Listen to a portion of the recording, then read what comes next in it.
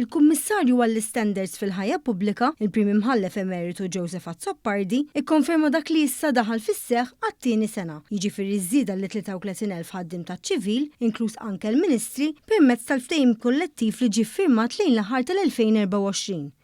Il-kap tal-Oppożizzjoni Alex Borg u l-Partit Nazzjonalista kienu allegaw u provaw jagħtu l-impressjoni li l-Gvern ta' bil-moħbi żieda ta' €1,700 fis-sena lill-Ministri.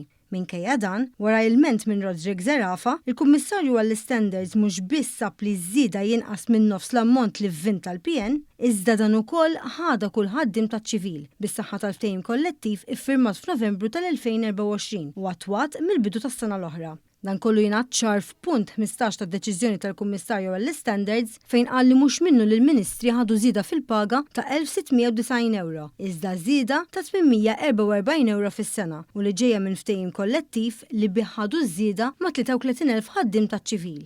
Bħal fil-każ tal-mediċini ġeneriċi u dak li jinvolva lid-Deputata Nazzjonalista Claudette Buttigieg, il-Kummissarju reġa' qal li ma jistax isib li l-kap tal-Oppożizzjoni ħati li gideb għax mhux f'pożizzjoni li jiddeċidi li din l-allegazzjoni ma tammontax għal gidba.